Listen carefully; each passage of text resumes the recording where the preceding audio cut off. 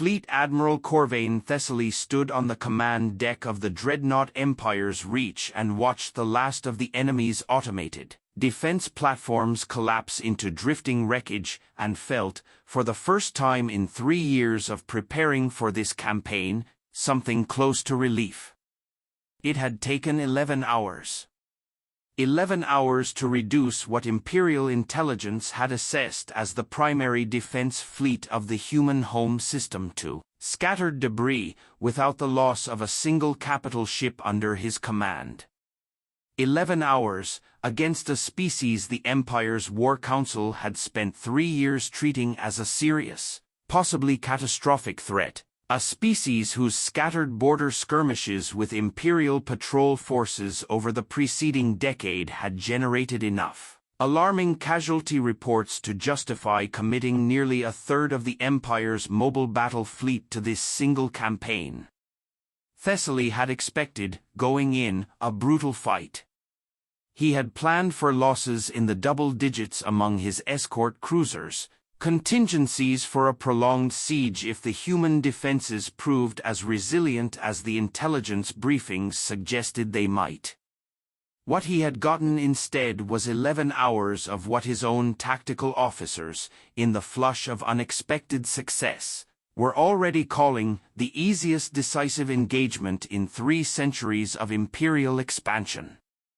"Status report," Thessaly said, and his voice carried, even to his own ears, a note of wary disbelief that he did his best to suppress.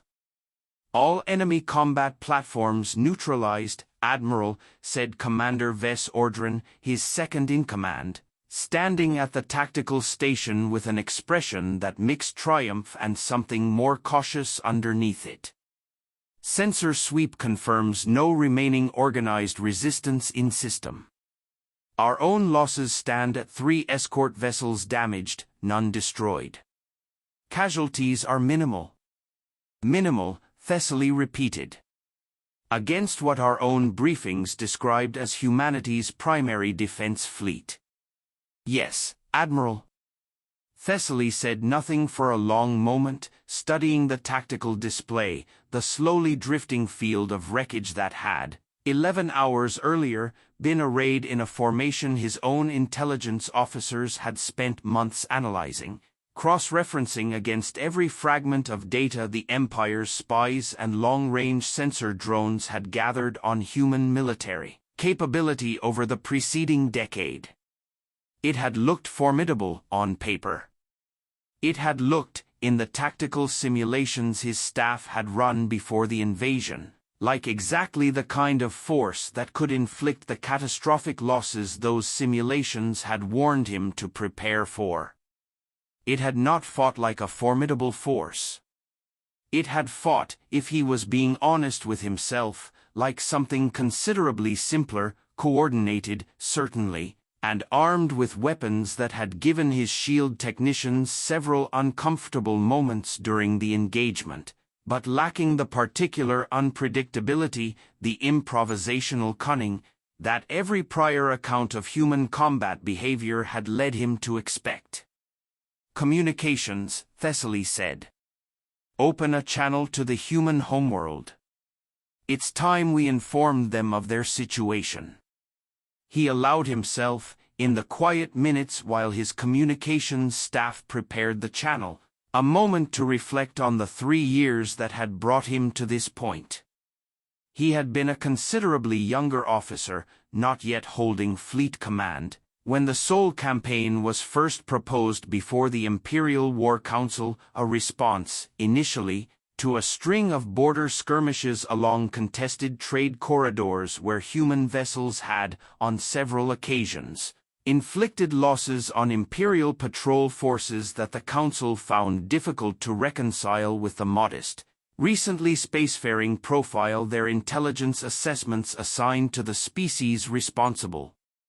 He remembered the early debates vividly, some Council members arguing for a cautious, gradual escalation, testing human resolve incrementally before committing to anything resembling a full campaign, others, more impatient, arguing that a swift, Decisive demonstration of Imperial strength would settle the matter permanently and discourage any further border provocations before they could accumulate into a more serious threat.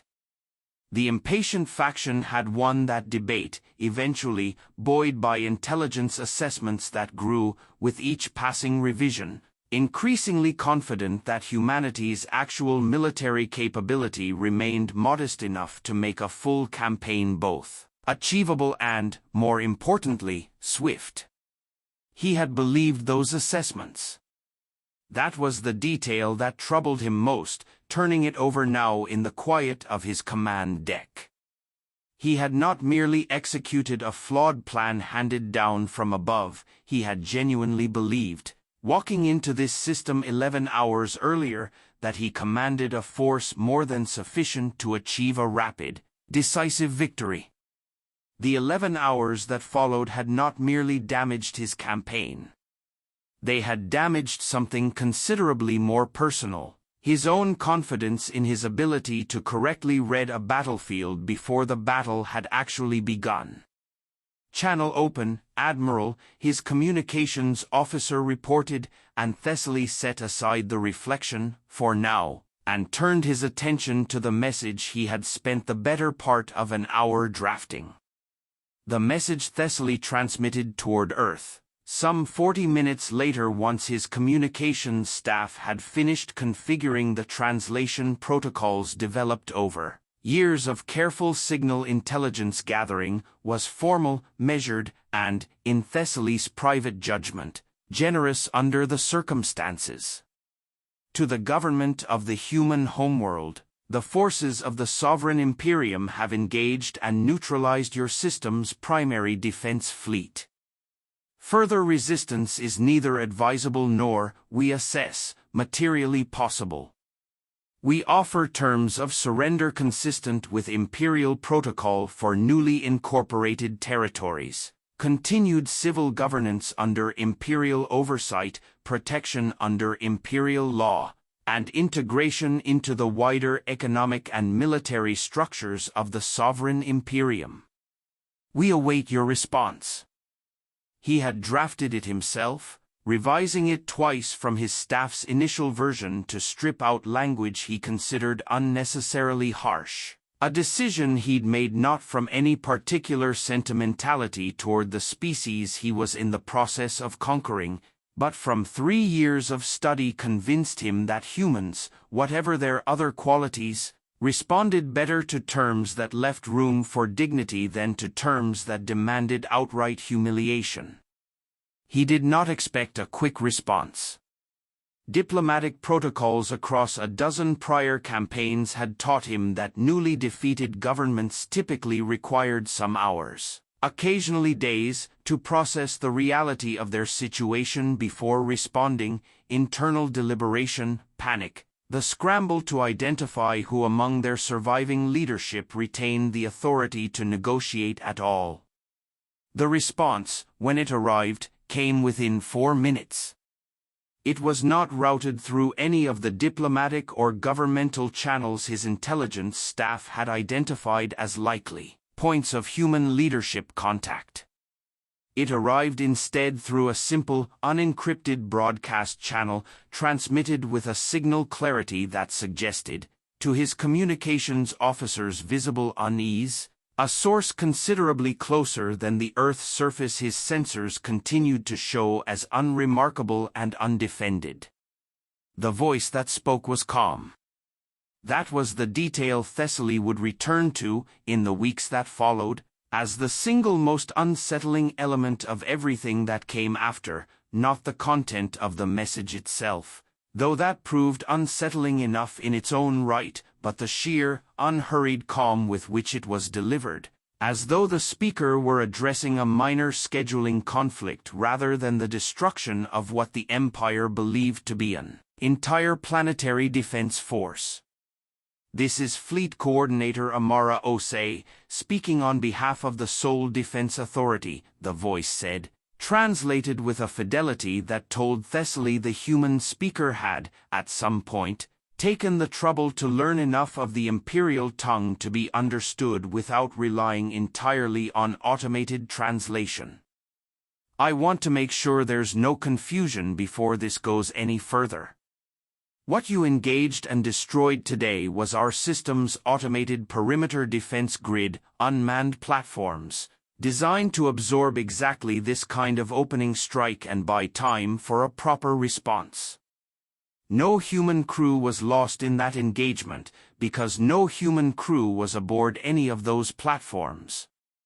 I'm sorry if that wasn't clear from your side of the sensor data. Thessaly felt something cold settle into his chest, a feeling he had not experienced since his earliest years as a junior officer, watching a training simulation collapse around an assumption he had been certain was sound. I should also tell you, the voice continued, still with that same unhurried, almost gentle calm, that this transmission has already been relayed to the fleet responsible for this system's actual defense. They were, until 11 hours ago, deployed considerably further out, on the reasonable assumption that nobody serious would commit a major invasion force this deep into our territory without expecting to face real resistance somewhere along the way. They're on their way back now. I'd estimate you have somewhere between 6 and 9 days before they arrive, depending on how efficiently your own fleet can reposition in the meantime. I'd use that time wisely, if I were you.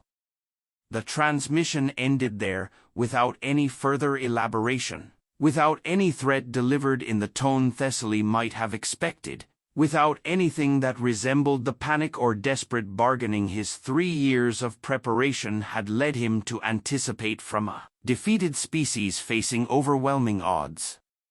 The command deck of the Empire's Reach fell into a silence that stretched long enough to become genuinely uncomfortable before Commander Ordrin finally spoke, his voice carrying a note Thessaly had never once heard from him in 11 years of service together. "Admiral," Ordrin said. "Did she just say that wasn't their real fleet?" Thessaly did not answer immediately. He remained standing at the center of the command deck, replaying the transmission in his mind, cataloging the particular details that troubled him most, not the substance of what Oay had said, which was alarming enough on its own terms, but the manner in which she had said it. There had been no hedging in her voice, no diplomatic softening of a claim she might not have been entirely certain of. She had spoken with the flat, matter-of-fact confidence of someone relaying a simple, verified fact, the way one might mention the time of day or the weather, and that confidence, more than anything in the content of the message itself, was what convinced Thessaly, even in that first disoriented moment, that the situation was very likely exactly as bad as it sounded. "Get me a full sensor analysis of the platforms we destroyed," he finally said, turning to his tactical officer. "Every emission signature, every wreckage fragment we can still resolve. I want to know, as precisely as our instruments allow, exactly what we spent 11 hours fighting." "Admiral," Ordrin said carefully, "even if her claim is accurate, even if what we destroyed was some manner of automated system rather than a crude fleet, does that materially change our position? We have still secured the system. We have still demonstrated overwhelming force against whatever defenses were arrayed against us."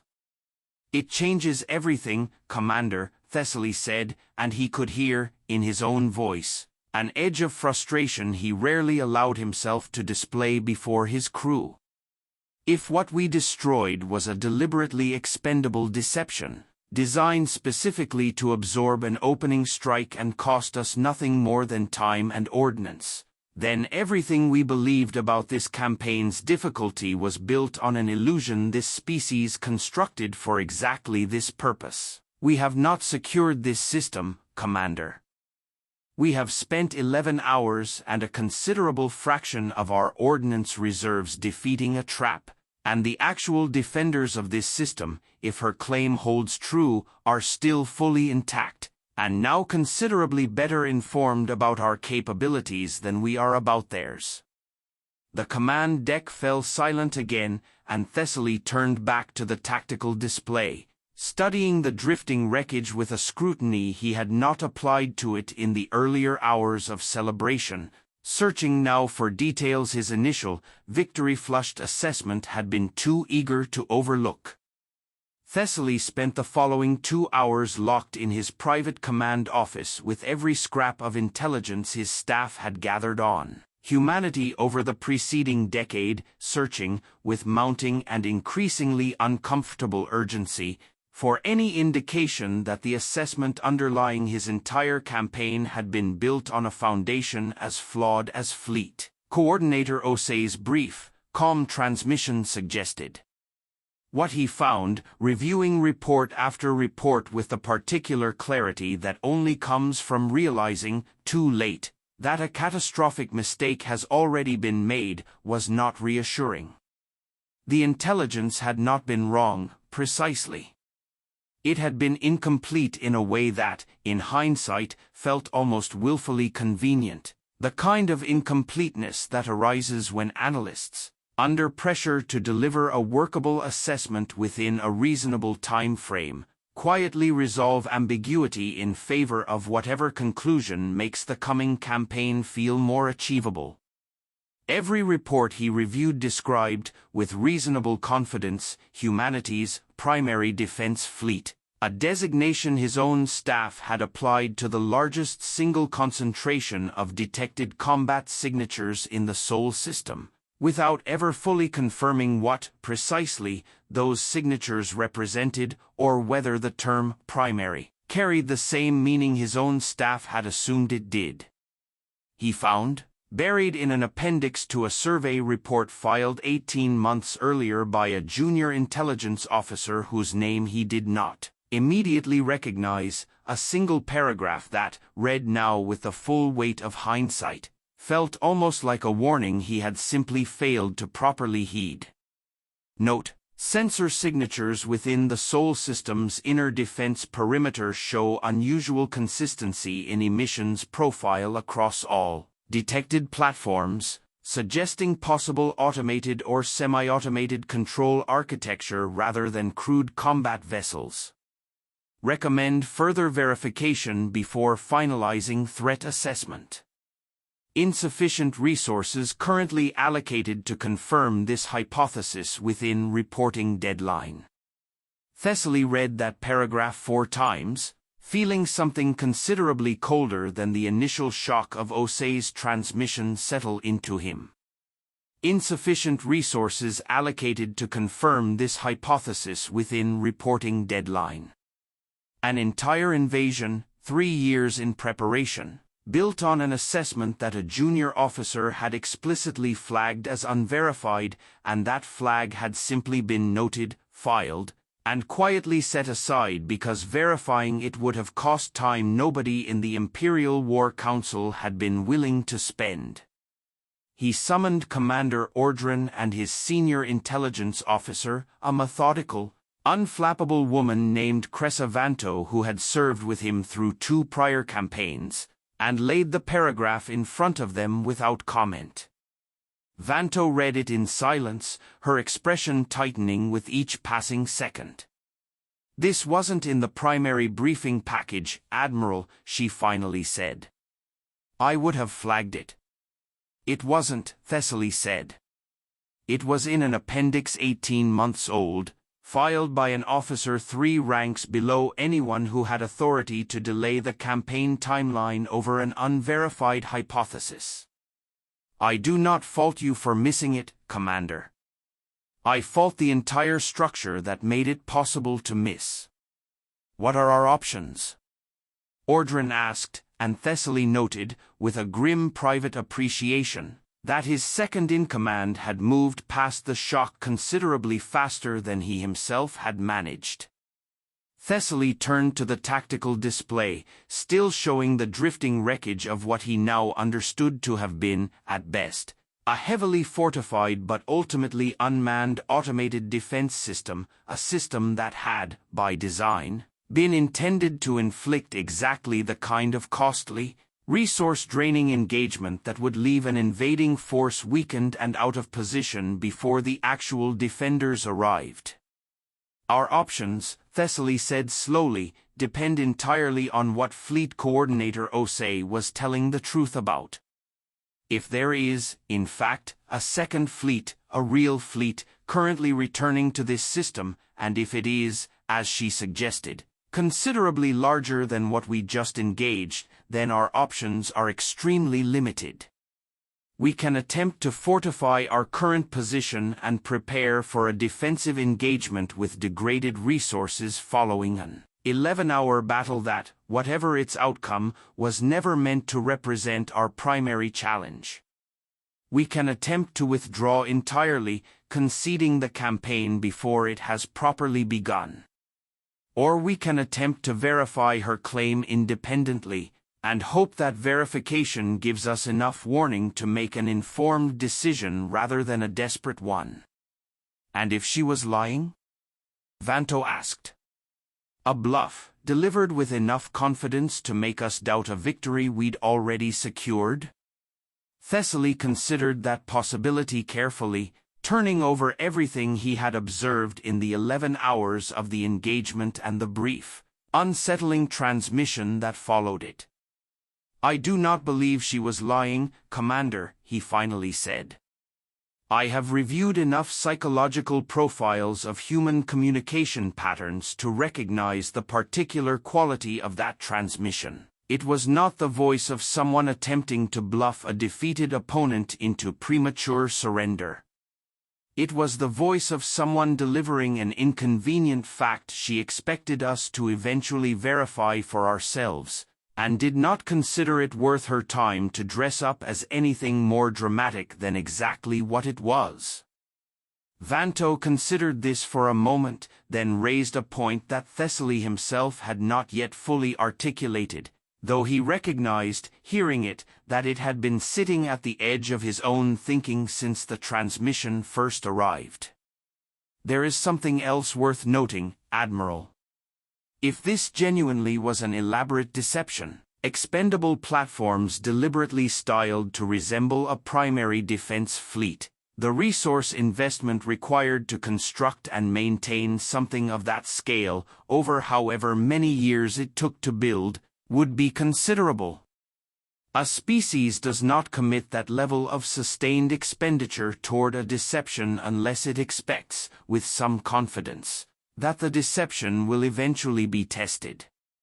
Which suggests, Admiral, that this species has been planning for exactly this scenario, an invasion of this scale, from a force considerably larger than a routine border skirmish, for a very long time. Thessaly absorbed that observation with a growing, uncomfortable clarity. You are suggesting, Commander, that we did not stumble into an unexpectedly well-defended system.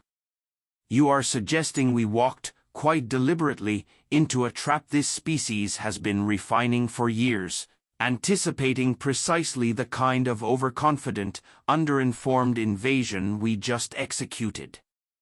I am suggesting exactly that, Admiral, Vanto said. And I would add one further, considerably less comfortable observation. If they were willing to invest that heavily in a deception layer alone, we have no reliable basis for assuming we now understand the true scale of what lies beneath it. Coordinator Oay's transmission may itself be understated. Thessaly turned back to the tactical display, studying the drifting field of wreckage with an entirely new appreciation for what it represented, not merely a battle won or lost, but the visible portion of a strategy considerably more patient, and considerably more sophisticated, than anything his 3 years of preparation had led him to expect from a species the Empire's own briefings had, until 11 hours earlier, described with a note of faint, dismissive condescension. What Thessaly could not have known, sitting in his command office turning over the wreckage of his own campaign's assumptions, was that Fleet Coordinator Amara Oay had delivered her brief, calm warning from a position considerably less certain of the outcome than her tone had suggested. She stood, at that moment, in the operations center of Meridian Station, a deep space command facility positioned well outside the Sol system's inner defense perimeter, surrounded by a staff who had spent the preceding 11 hours watching the automated defense grid absorb an invasion force 3 times larger than any threat assessment had prepared them to expect on this particular timeline. That was a considerable gamble, Coordinator, said her deputy, a wiry, sharp-eyed officer named Kenji Watanabe, once the transmission channel had closed. Telling them exactly how much time they have. If they're smart enough to use it well, we've just handed them a considerable tactical advantage. They were always going to figure it out eventually, Amara said, studying the tactical display that showed, in slow, patient motion, the return trajectory of the fleet that had been quietly repositioned, weeks earlier, based on intelligence assessments suggesting exactly this kind of escalation was becoming increasingly likely. I'd rather they figure it out from us, clearly and honestly, then spend days second-guessing whether we were bluffing while they make increasingly reckless decisions trying to find out. A frightened, uncertain enemy commander is a dangerous variable, Kenji. A commander who understands his situation clearly and has time to make a considered decision is usually the safer one to deal with. Kenji absorbed that for a moment, then allowed himself a small, tired smile. You almost sound like you'd rather they surrender than fight. I would, Amara said, without hesitation. I would very much rather this end with a negotiated withdrawal than a second engagement that costs lives on both sides that don't need to be spent. We built this entire defense doctrine specifically to give an aggressor every reasonable opportunity to reconsider before the cost became irreversible. I'd like to think we're capable of following our own doctrine even now. That, Kenji said, is rather your specialty, Coordinator. Amara allowed herself a brief, tired smile at that, before her expression settled back into the careful focus that had characterized the entirety of the preceding 11 hours. I helped build this doctrine because I believed, and still believe, that it represents our best chance of avoiding exactly the kind of war that could genuinely threaten this species' survival. But believing in a strategy and watching it tested in real conditions, with real consequences if it fails, are two very different experiences, Kenji. I would be lying if I told you I wasn't afraid, sending that transmission. Not knowing yet whether Admiral Thessaly is the kind of commander who reconsiders a costly assumption, or the kind who doubles down out of wounded pride. For what it's worth, Kenji said, I think you read him correctly. Everything in his service record suggests a commander who values precision and verified information over reckless momentum. If anyone in that Imperial fleet is capable of pausing to reconsider rather than pressing forward out of pure momentum, my money's on him. I hope you're right, Amara said. Because the alternative, if I've misjudged him, is a considerably higher cost than either of us wants to think too hard about right now. She had spent the better part of the preceding decade helping to build that doctrine, a defense posture constructed, deliberately and with considerable internal debate, around the principle that humanity's actual military capability should remain, for as long as strategically possible, considerably understated relative to what any potential aggressor could observe or reasonably infer. The automated perimeter grid that Thessaly's fleet had just spent 11 hours destroying had been engineered, from its earliest design specifications, to look exactly like what an invading force would expect a primary defense fleet to look like, sophisticated enough to inflict real, credible damage, numerous enough to represent a serious tactical challenge, but ultimately expendable in a way that a crewed fleet, with real lives aboard every vessel, could never be. It had cost, by the most recent budgetary assessment Amara had reviewed, a considerable fraction of humanity's total defense expenditure over the preceding 15 years, an investment that some within the Seoul Defense Authority's own leadership had, at various points, questioned as excessive, even wasteful, given how many years had passed without any aggressor actually testing it. She had argued, consistently and at some professional cost to her own standing within those internal debates, that the investment would prove its worth exactly once, on exactly the kind of day this one had turned out to be, and that a single such day would justify every credit spent building toward it. Status on the return fleet, she asked, turning back to the tactical display. On schedule, Kenji said. Admiral Oay's estimates arrival within 7 days, assuming no unexpected complications. She's asked whether you want her to hold position at the system boundary or proceed directly to engagement range once she arrives. Amara considered the question carefully. Tell her to hold at the boundary, initially? I'd like to give the Imperial commander one more opportunity to reconsider his position before we commit to anything that can't be walked back. If he chooses to fight anyway, Admiral Reyes has full authority to proceed as the situation requires. But I'd rather this end with fewer graves than more, on either side, if there's any honest path to that outcome.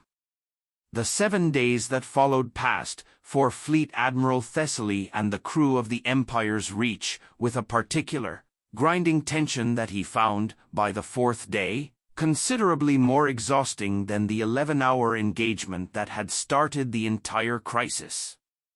He had ordered his fleet into a defensive posture immediately following his conversation with Ordran and Vanto, consolidating his scattered escort vessels into a tighter formation around his capital ships, redirecting his engineering staff toward repairing the damage sustained during the initial engagement, and dispatching what remained of his long-range sensor drones toward the outer edges of the system in a desperate, largely unsuccessful attempt to gather independent verification of Oay's claim.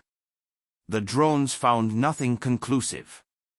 Human sensor technology, it turned out, was considerably more sophisticated at masking large fleet movements than his own intelligence briefings had assessed, another gap in his preparation that he added, with grim private frustration, to the growing list of assumptions his campaign had been built on and that had proven, one by one, unreliable.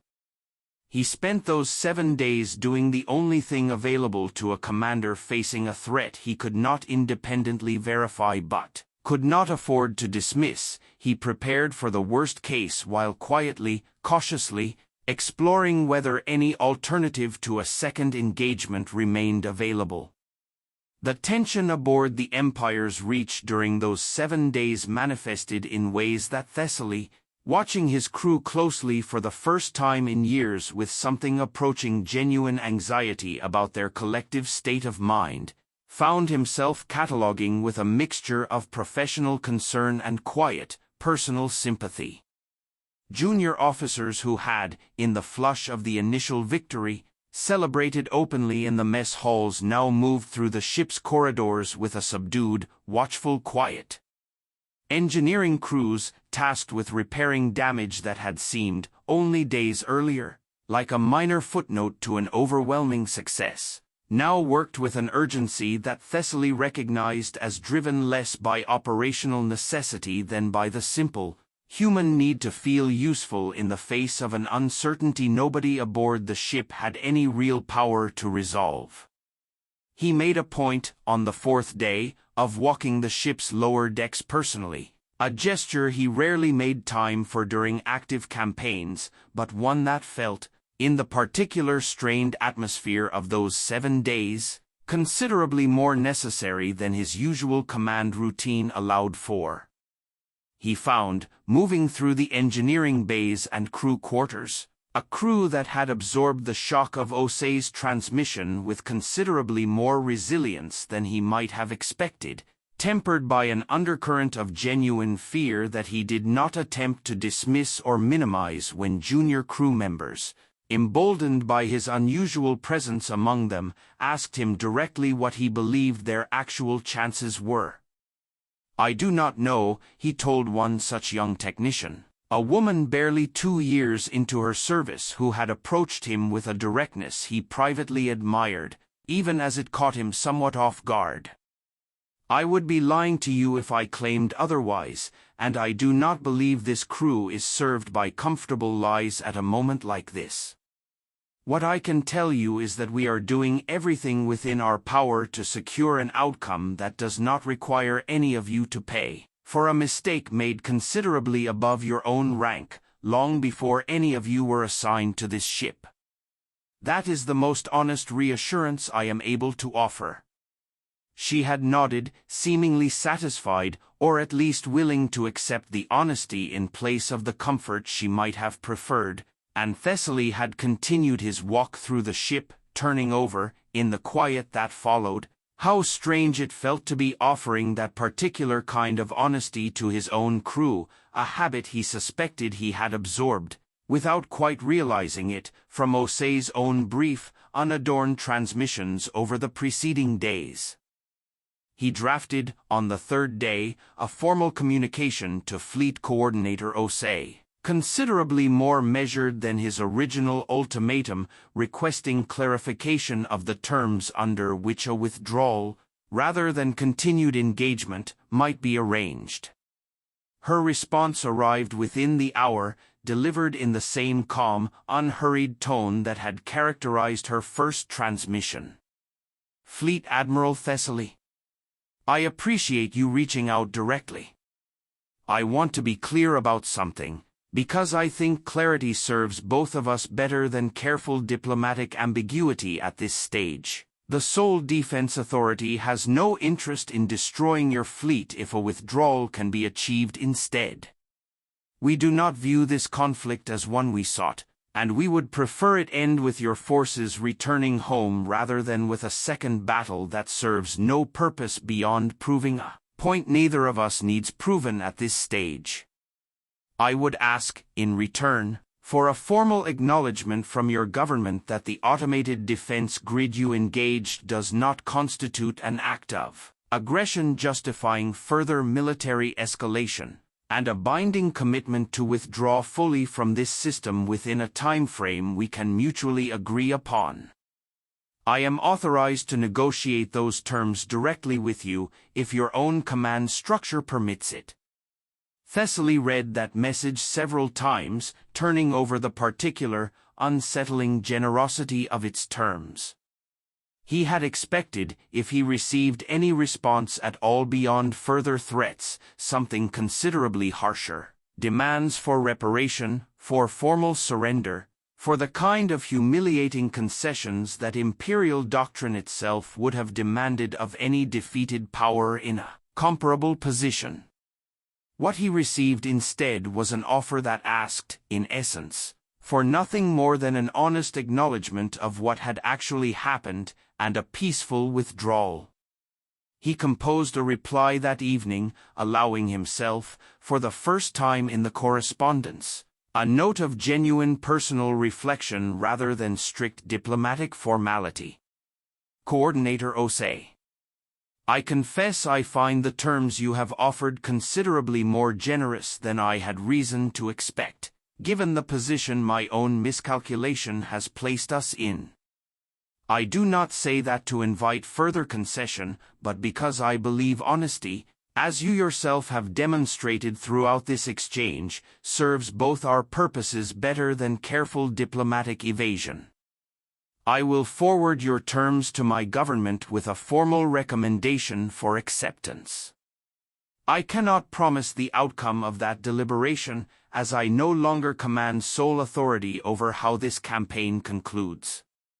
I can promise that I will advocate, as clearly as my position allows, for the peaceful resolution you have proposed. Her response, brief as her previous ones, arrived within the hour. "Thank you, Admiral. I would ask for nothing more than that."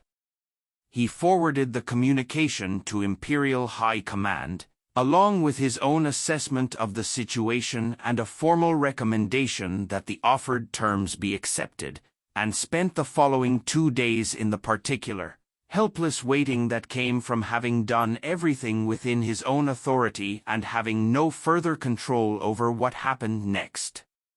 What Thessaly could not observe directly, isolated as he was aboard the Empire's reach with communication lag stretching each exchange with Imperial High Command into a day or more of anxious waiting, was the considerably less composed reaction his reports had triggered within the War Council chambers of the Imperial capital.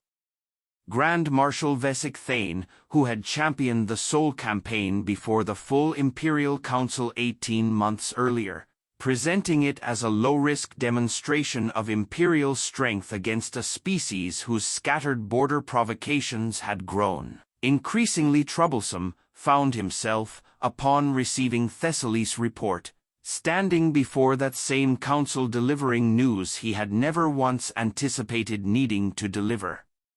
"You are telling this council," said Councillor Dressavorn, an elderly, formidable woman who had opposed the campaign from its earliest proposal and had not, in the 18 months since, missed a single opportunity to remind the council of her opposition, that Fleet Admiral Thessaly destroyed an unmanned automated defense grid, and is now informing us that humanity's actual military response, a fleet he has not yet observed, based entirely on the word of a single human officer, may already be en route to a system where a third of our mobile battle fleet currently sits, freshly damaged from an engagement it should never have needed to fight in the first place." "That is an accurate summary," Councillor Thane said, and found the words considerably harder to deliver than any report he had given in 4 decades of military service. "And this council," Vorn continued, her voice carrying a controlled fury that filled the chamber more completely than any raised tone could have managed, approved this campaign based on an intelligence assessment describing that unmanned defense grid as humanity's primary military force, an assessment that, I am given to understand, an intelligence officer 18 months ago flagged as unverified, and that flag was disregarded because verifying it would have delayed a campaign timeline this council was, at the time, eager to approve without further scrutiny." Thane did not attempt to defend the assessment. There was, he had come to understand over the preceding 2 days of reviewing every document related to the campaign's approval, no honest defense available. "The assessment was flawed, Councillor. I take full responsibility for advancing it to this council without adequate independent verification." "Responsibility," Vorn said, "is a comfortable word for a mistake that may cost us a third of our mobile battle fleet, Grand Marshal. I would ask this council to consider, urgently, what options remain available to us, because I do not believe responsibility is a strategy any of us can afford to rely on at this stage."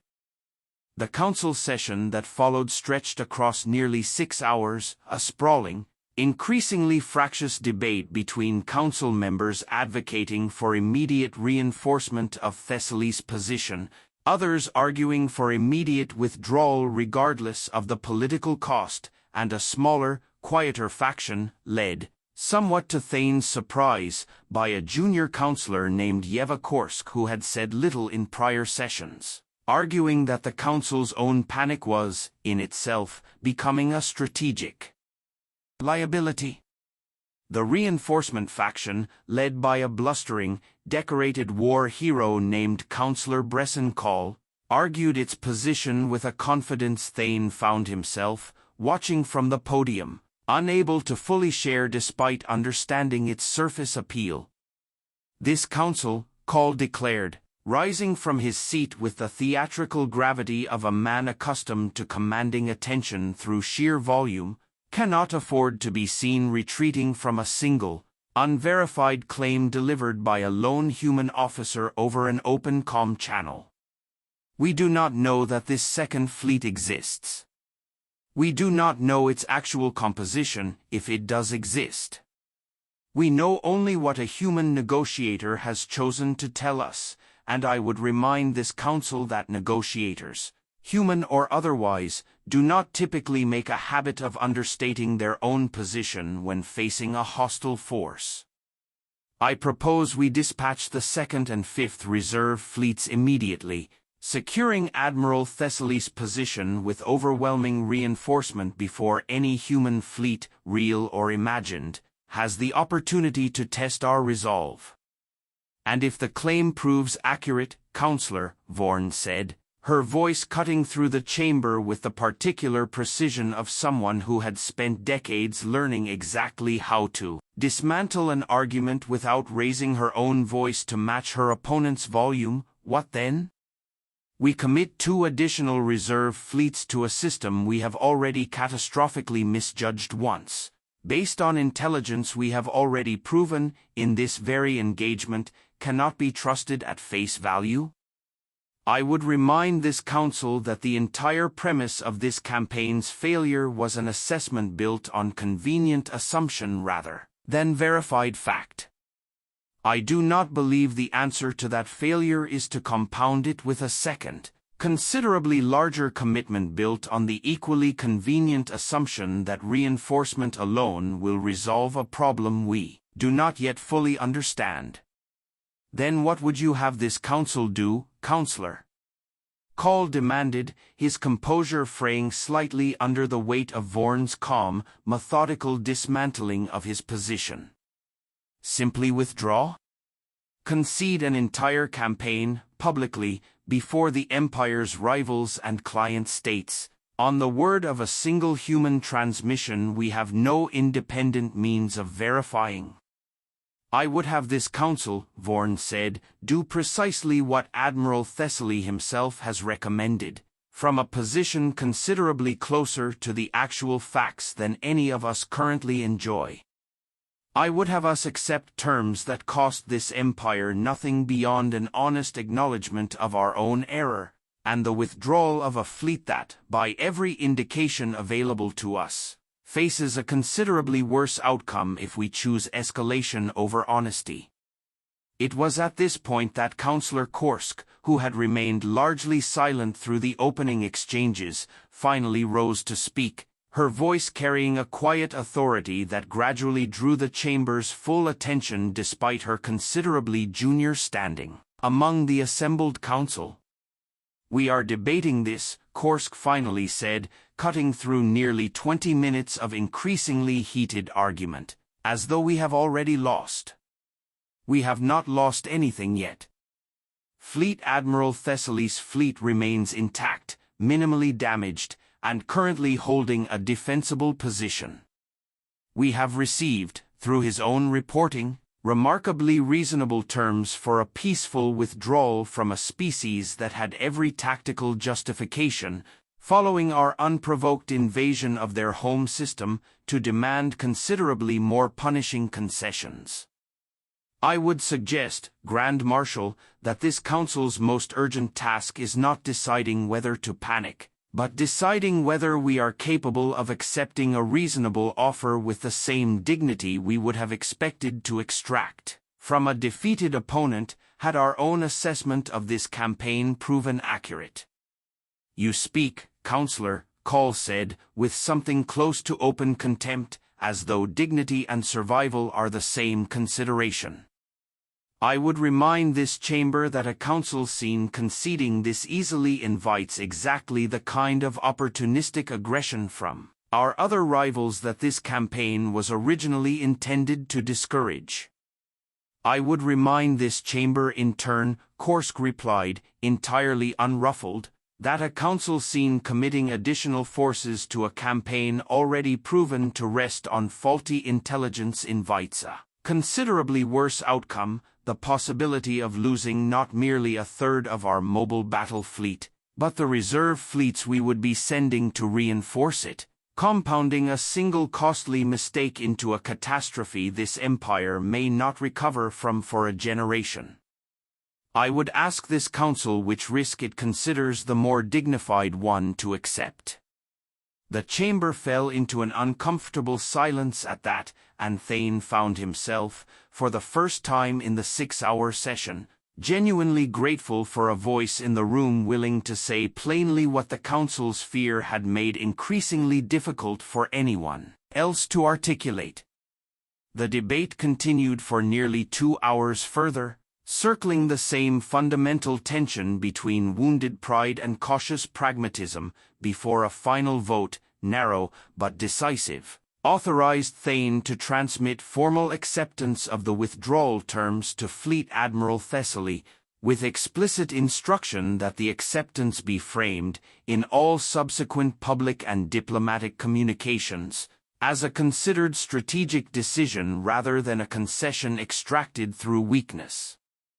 Thane found that final instruction, delivered with the particular careful phrasing of a council eager to preserve appearances even while making the substantively correct decision, almost wearily familiar, the kind of face-saving diplomatic framing he had witnessed accompany every difficult decision in 4 decades of service, regardless of how sound the underlying choice actually was.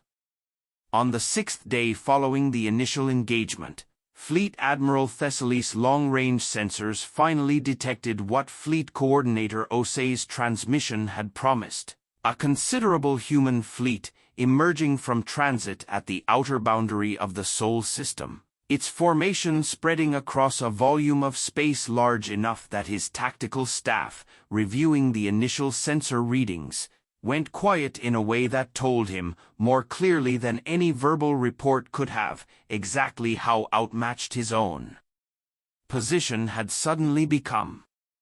Confirmed contact count, Vanto reported, her voice carefully controlled despite what Thessaly could see. In the tightness around her eyes was a considerable private alarm. 211 vessels, Admiral.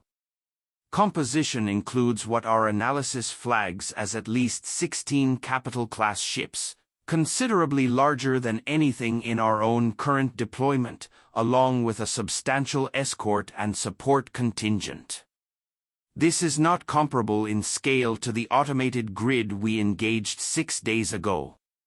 Thessaly studied the tactical display for a long moment, watching the human fleet hold position at the system boundary rather than advancing immediately toward his own, still recovering formation, a restraint that he recognized, with a grim and complicated respect, as entirely consistent with everything Oay's transmissions had suggested about how this engagement, if it came to one, would be conducted.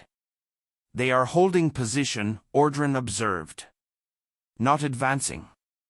They are giving us a final opportunity to respond to their withdrawal terms," Thessaly said, "before committing to an engagement neither of us, I suspect, genuinely wants." Vanto, still studying the tactical readouts with the careful, methodical attention that had characterized her work throughout the crisis, offered a further observation that Thessaly found himself absorbing with a mixture of professional appreciation and renewed, private unease. "Admiral, I would note something further about this fleet's composition. The formation itself is considerably more disciplined than anything I would expect from a hastily assembled reinforcement, gathered in response to a sudden crisis.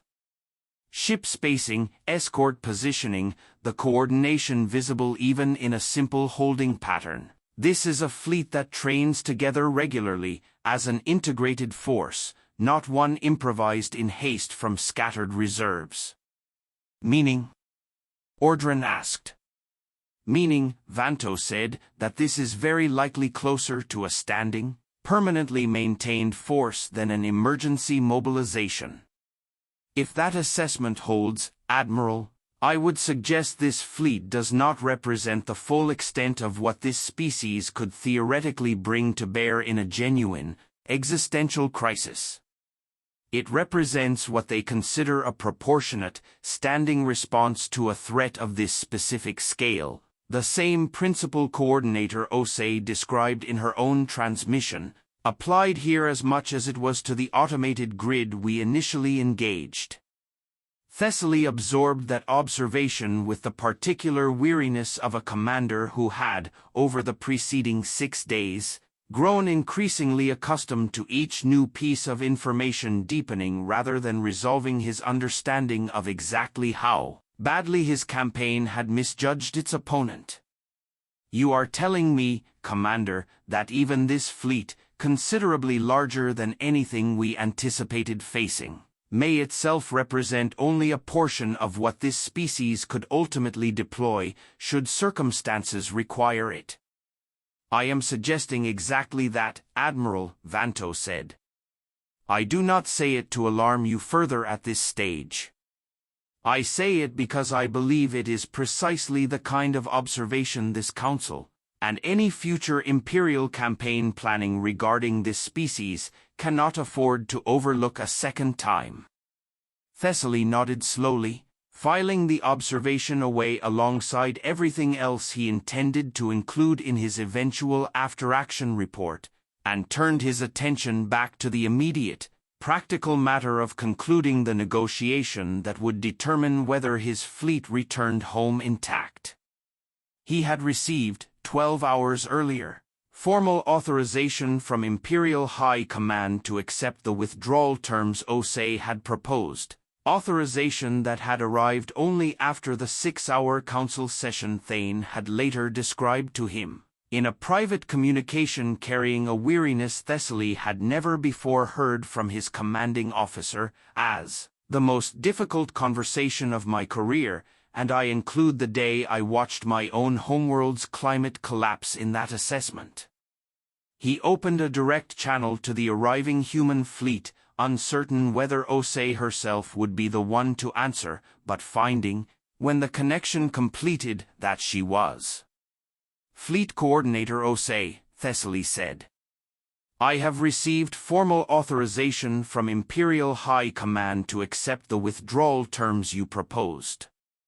I would like to confirm those terms directly, and to express, on behalf of my government, our acknowledgement that this campaign was undertaken based on a flawed assessment of your system's defenses, and that we bear full responsibility for the resulting engagement." There was a brief pause on the line, longer than the near-instantaneous responses her previous transmissions had carried, and Thessaly found himself, in that pause, genuinely uncertain what response to expect. "Thank you, Admiral," Oay finally said, and something in her tone carried, for the first time in their exchanges, a note of what he recognized as genuine, unguarded relief rather than the careful diplomatic calm she had maintained throughout the preceding 6 days. "I want you to know that I did not relish the prospect of a second engagement.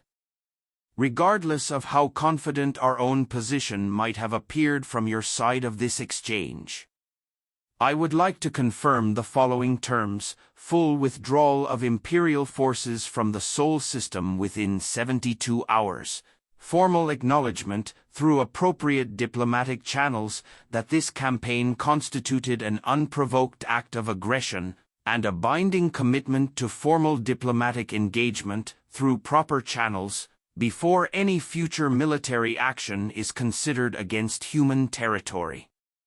In exchange, the Sol Defense Authority commits to allowing your withdrawal to proceed entirely unmolested, and to pursuing no further military action beyond the defense of our own territory, provided those terms are honored."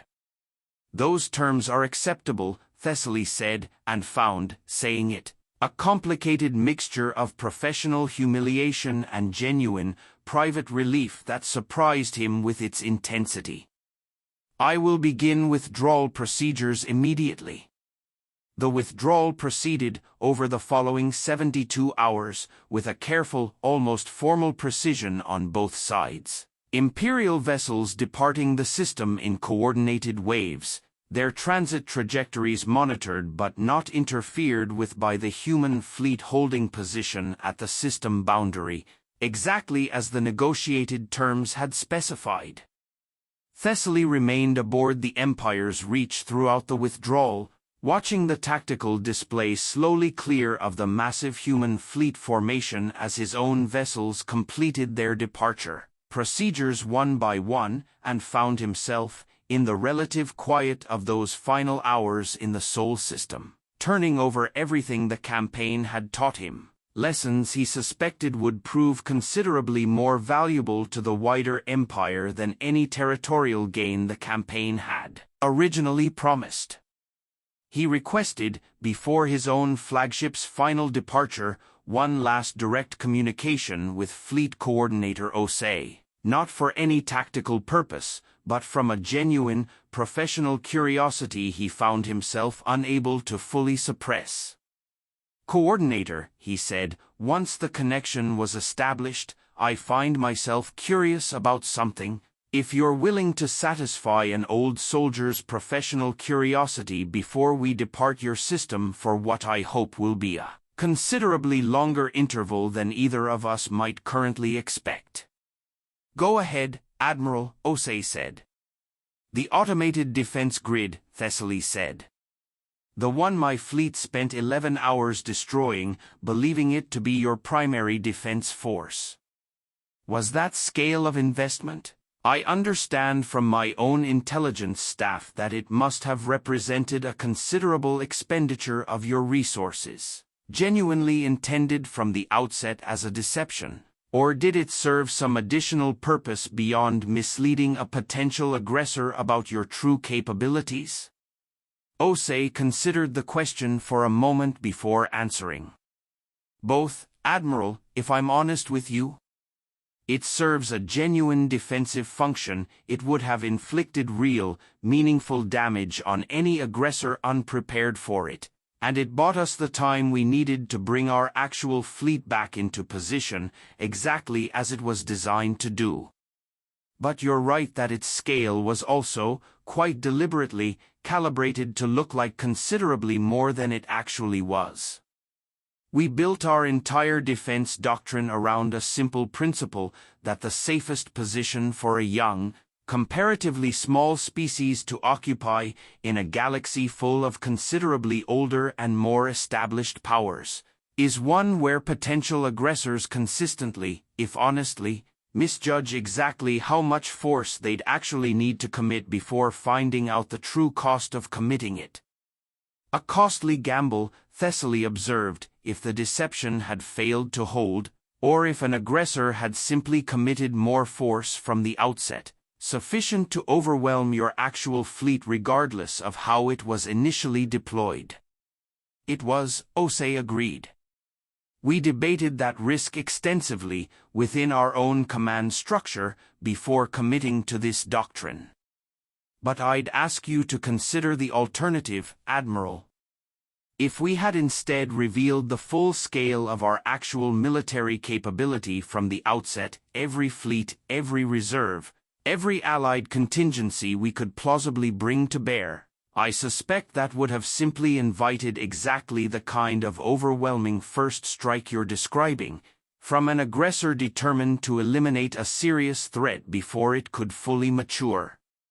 Understating our capability, deliberately and consistently, has given us something considerably more valuable than raw deterrence. It has given every potential aggressor a strong incentive to test us with a force they believe to be proportionate, rather than a force calculated to guarantee annihilation.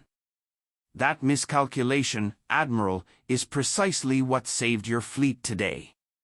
A less cautious aggressor might have committed considerably more than a third of their mobile battle fleet to this campaign, and I suspect we would both be having a very different conversation right now.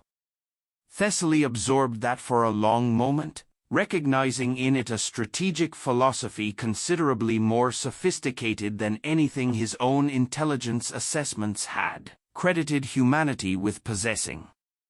"I will confess, Coordinator," that this campaign has taught me to reconsider a great many assumptions about your species that I entered this system quite confident in. That, Oay said, is rather the point, Admiral. I hope your government takes the lesson as seriously as you appear to be taking it yourself. Thessaly considered her words for a moment, then found himself asking a question he had not planned, but that felt, in the particular candor of this final exchange, worth risking. May I ask, Coordinator, did any part of your command structure consider a considerably harsher response than the one you offered? I confess I expected, at various points over these 6 days, terms considerably less generous than what you ultimately proposed. Oay was quiet for a moment before answering, and when she spoke again, her voice carried a note of consideration that suggested she was choosing her words with particular care. There were voices within our command structure who argued for harsher terms, yes. Some believed a more punishing response would serve as a stronger deterrent against future aggression, from your government or others watching how we chose to conduct ourselves. I understood that argument, Admiral, and I did not dismiss it lightly. But I believed, and continue to believe, that a defeated aggressor treated with proportionate rather than punitive terms is considerably less likely to seek a costly, face-saving second engagement down the line, driven by resentment rather than genuine reconsideration. I would rather your government remember this campaign as a lesson honestly learned than as a humiliation to be avenged. I hope, in time, that proves to have been the wiser calculation. I believe it will, Thessaly said, with more conviction than he had expected to feel, saying it. For whatever my assessment is worth, Coordinator, I intend to ensure my own government remembers it precisely that way. That, Oay said, is worth quite a lot, Admiral. Safe travels home. News of the Sol campaign's outcome reached the wider galaxy within weeks, spreading through the same diplomatic and intelligence channels that carried word of any major military engagement between established powers, and the reaction across dozens of governments who had, until that point, given humanity's existence barely a passing consideration, arrived with a speed and intensity that surprised even the most seasoned observers within the Imperial Diplomatic Corps. The core facts of the engagement, stripped of the Empire's initial, carefully managed public messaging, proved impossible to fully contain. A third of the Imperial Mobile Battle Fleet had invaded a system believed to house humanity's primary military force, had spent 11 hours destroying what turned out to be an elaborate automated deception, and had subsequently withdrawn entirely, under negotiated terms, upon the arrival of a human fleet more than twice the size of anything Imperial. Intelligence had previously assessed as existing at all.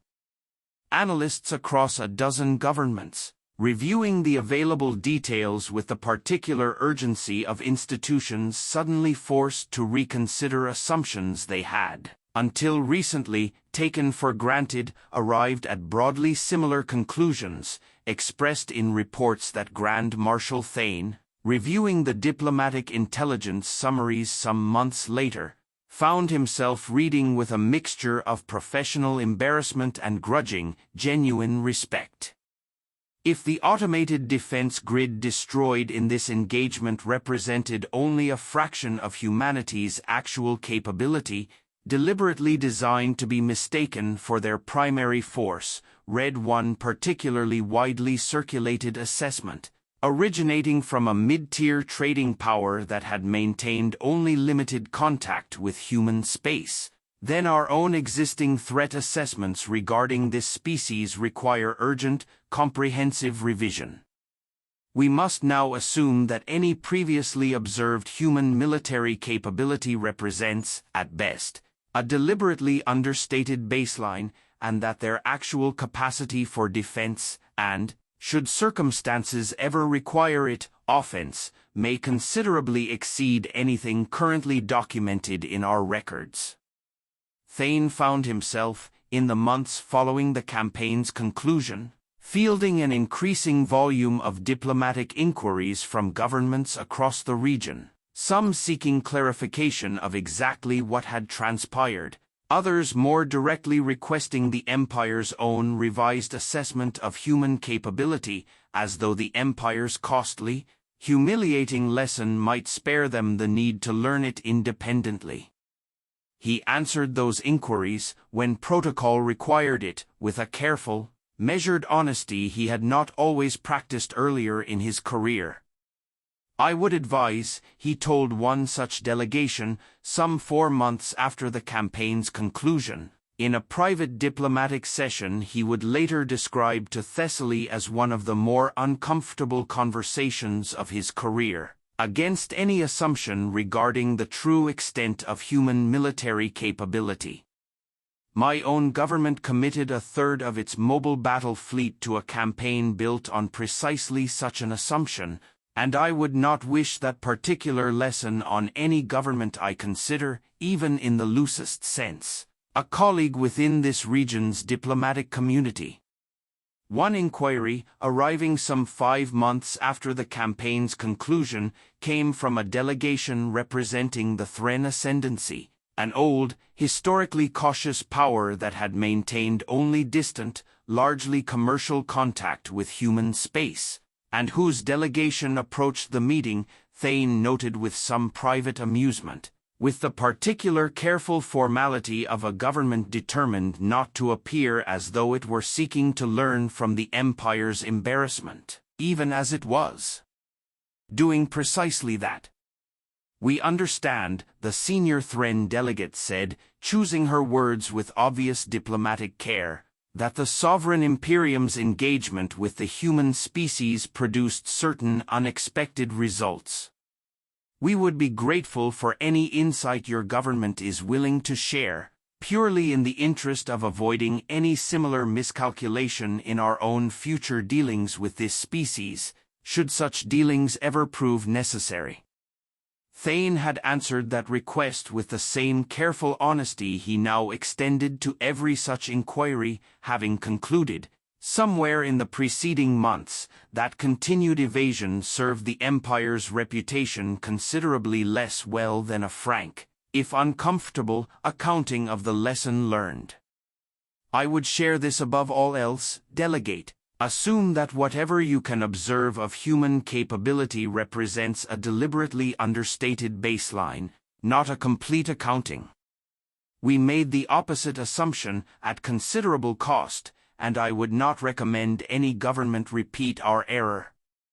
The Thren delegate had absorbed this with a slow, thoughtful nod, and Thane found himself, watching her considered response, harboring a private hope that at least one government might absorb the lesson without needing to pay the same price the Empire had already paid to learn it.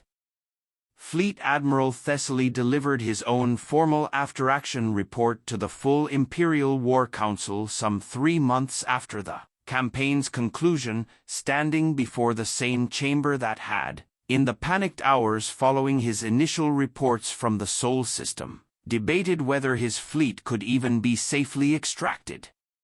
He had spent the intervening months reviewing every available detail of the engagement, cross-referencing his own observations against the intelligence assessments that had preceded the campaign and had arrived, by the time he stood before the Council to deliver his findings, at a set of conclusions he considered considerably more important than any tactical lesson specific to humanity itself.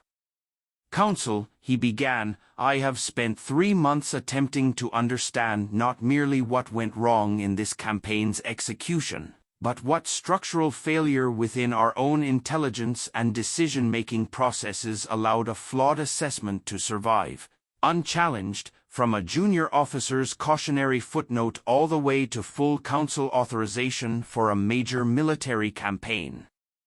I believe that failure, more than any specific misjudgment of human capability, represents the true lesson this council should draw from what transpired.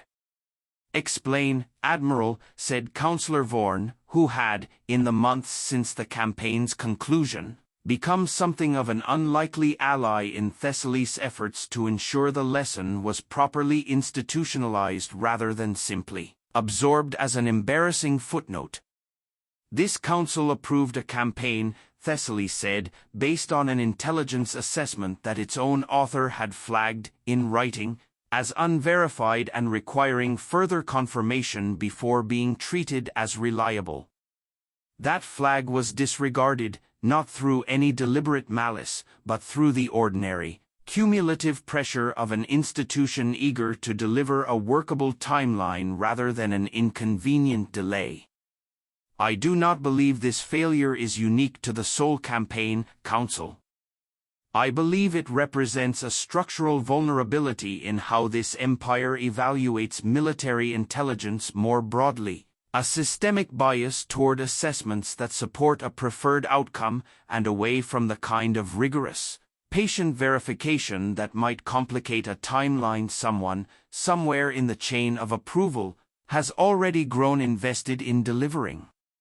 The chamber absorbed this in a silence that Thessaly recognized, from his own months of reflection, as the particular weight of an institution confronting an uncomfortable truth about itself rather than merely a single, campaign-specific failure. What would you have this council do, Admiral? Vorn finally asked. I would ask this council, Thessaly said, to establish a standing requirement that any intelligence assessment flagged by its own author as unverified must be independently confirmed before being used as the primary basis for any military campaign above a specified scale. I recognize this will introduce delay into future campaign timelines. I would ask this council to consider that delay against the alternative cost we have just paid, not merely the resources committed to a campaign that achieved nothing beyond a costly, public demonstration of our own miscalculation, but the diplomatic and strategic cost of an entire region now reconsidering its assessment of imperial competence and judgment. I do not believe this empire can afford to make this particular mistake a second time, Council, against this species or any other we may, in the future, misjudge in a similar manner. Councillor Call, seated near the back of the chamber, raised a hand and was recognized, his earlier bluster considerably tempered by the intervening months of diplomatic fallout he had personally been made to help manage. Admiral, I will confess I opposed the withdrawal terms you negotiated at the time. I believed accepting them represented an unnecessary concession of imperial dignity. I have had cause, in the months since, to reconsider that position rather thoroughly. I would ask you directly, do you believe, had this council rejected your recommendation and instead reinforced your position with the 2nd and 5th Reserve Fleets, as I originally proposed, the outcome would have been more favorable to this empire? Thessaly considered the question carefully, aware that his answer would carry particular weight given the source. I believe, Counselor, that reinforcement would have escalated the engagement considerably, without meaningfully improving our chances of a favorable outcome. Commander Vantoa's analysis of the arriving human fleet suggested a force considerably more disciplined and better coordinated than a hastily assembled reinforcement effort would have been. I do not believe additional Imperial vessels, arriving piecemeal over the following days, would have altered that fundamental disparity. I believe, rather, that reinforcement would have simply ensured that whatever losses we ultimately suffered were considerably larger, without changing the campaign's ultimate outcome. Call absorbed this with a slow, measured nod, considerably more subdued than the confident, blustering figure who had argued so forcefully for reinforcements 6 months earlier. Then I will state, for the Council record, that I was wrong, Admiral. and that this empire owes you a debt of gratitude for exercising the caution I myself lacked at the critical moment. I do not say that easily, but I believe this council is better served by my saying it plainly than by allowing my earlier position to go unacknowledged." Thessaly inclined his head in acknowledgement, recognizing in Call's admission something he had not expected to witness within these particular chamber walls, a genuine, public reckoning with error, offered without the face-saving evasion that had characterized so much of the Council's earlier deliberation.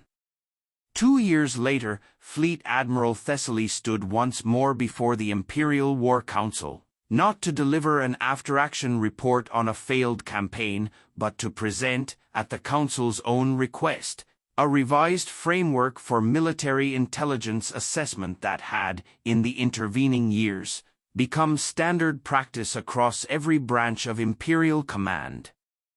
The framework bore his name informally, though he had resisted, on several occasions, efforts to formalize that attribution, insisting instead that credit belonged equally to Councillor Vorn's persistent advocacy and to the uncomfortable, hard-won lesson the entire Empire had absorbed together in the aftermath of the Seoul campaign.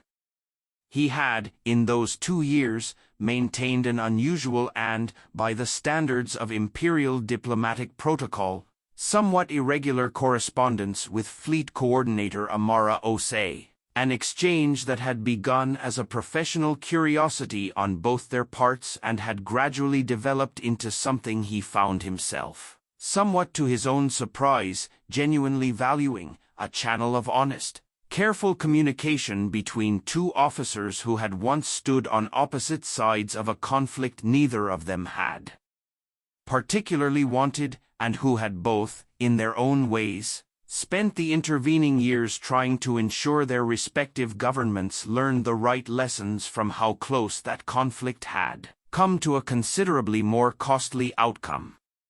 "Your government," Oay had written to him in one of their more recent exchanges, "seems to be taking the lesson more seriously than I initially expected, Admiral.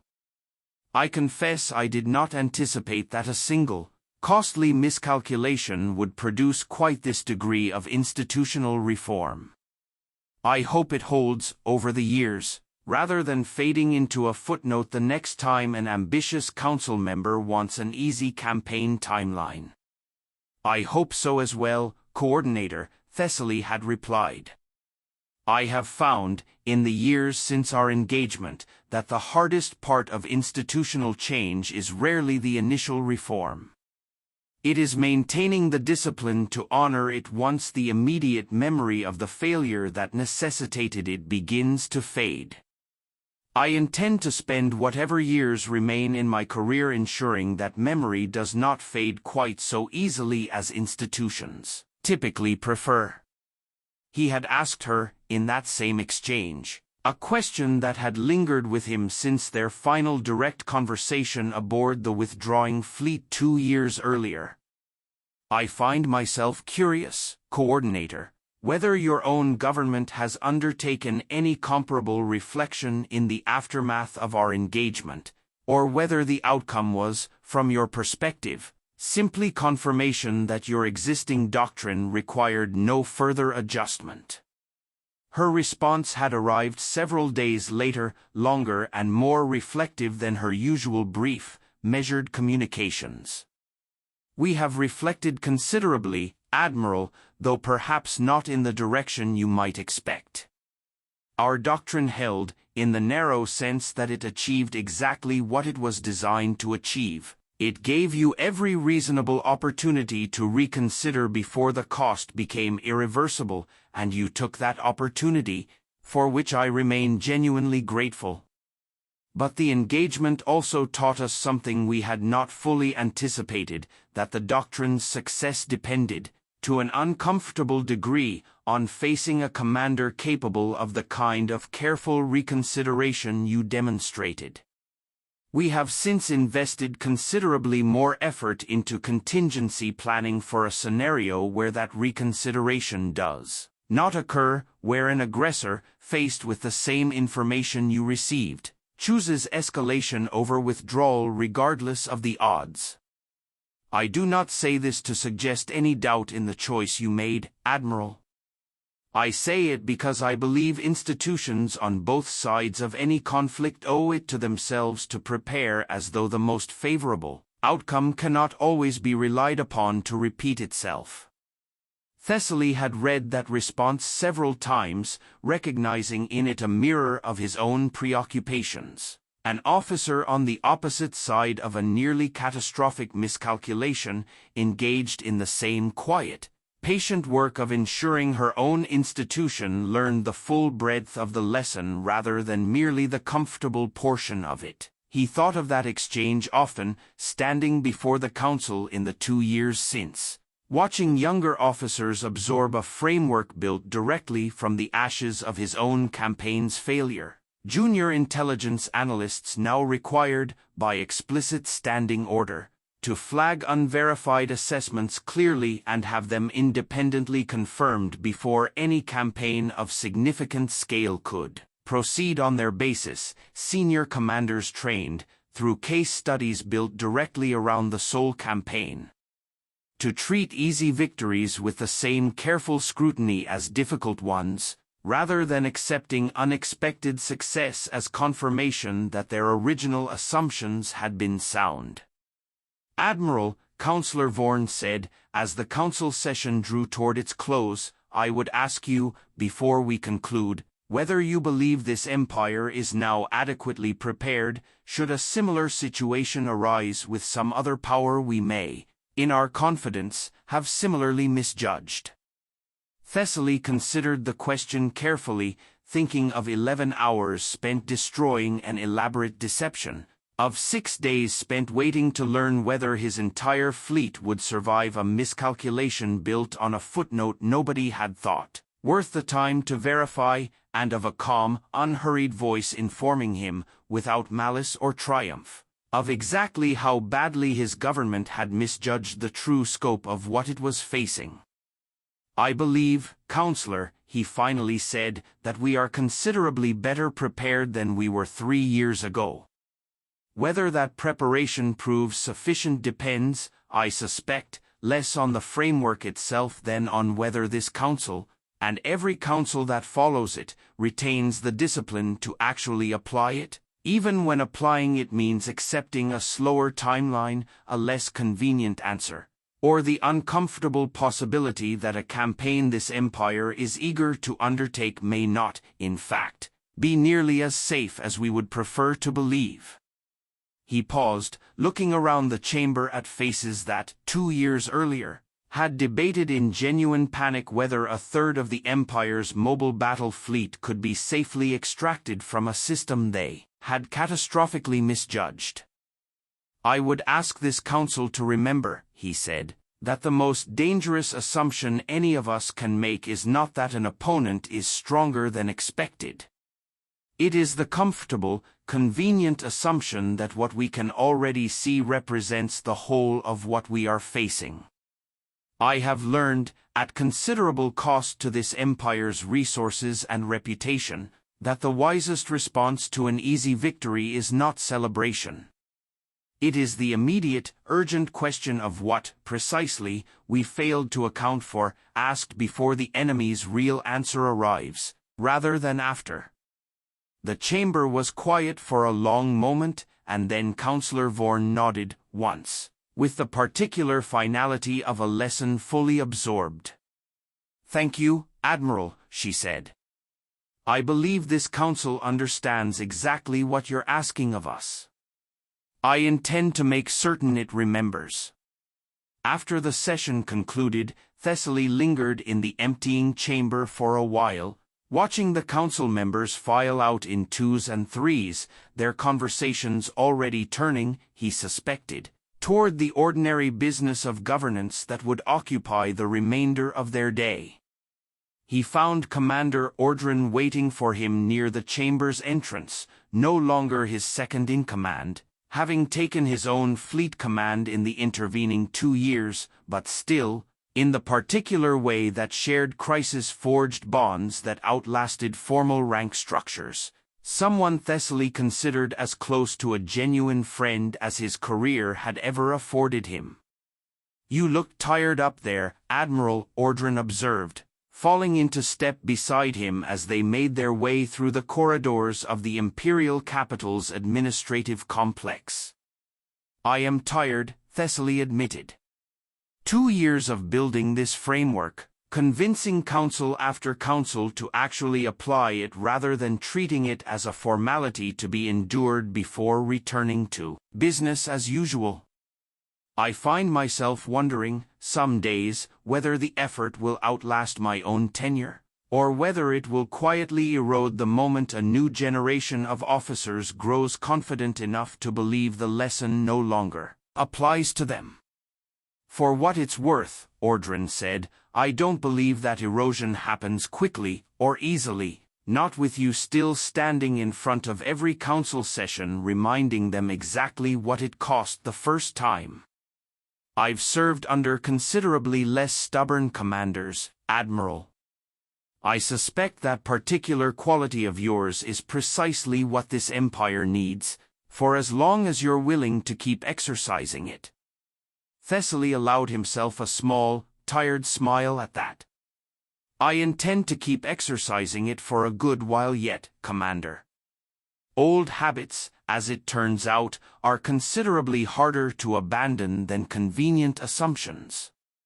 They walked together in comfortable silence for a while longer, through corridors that had once, 2 years earlier, echoed with the particular panicked energy of a council convinced it was about to lose a third of the Empire's mobile battle fleet. The building felt different now, Thessaly reflected, not merely quieter, but somehow more deliberate, as though the institution housed within it had genuinely absorbed, in its bones rather than merely its policies, the uncomfortable lesson the Sol campaign had forced upon it. That evening, back in his own quarters, Thessaly drafted one final message to Fleet Coordinator Oay, before setting the correspondence aside for the night. "Coordinator. The framework holds, for now. I cannot promise it will hold forever. Institutions have a way of forgetting even their most costly lessons, given enough time and enough officers who never personally lived through the failure that taught them. But I intend to spend whatever years remain to me making that forgetting as difficult as I possibly can. I hope, wherever your own service takes you in the years ahead, that you find the same discipline holds on your side of this exchange. I suspect we owe our respective governments nothing less." Her reply arrived the following morning, brief, as her replies so often were, and carrying, even in its brevity, the same calm clarity that had first convinced him, 2 years earlier, of exactly how badly his campaign had misjudged its opponent. "It holds, Admiral. And I suspect it will keep holding, for exactly the reason you named, because some of us intend to make certain it does. Safe travels, wherever your own duties take you next. The END."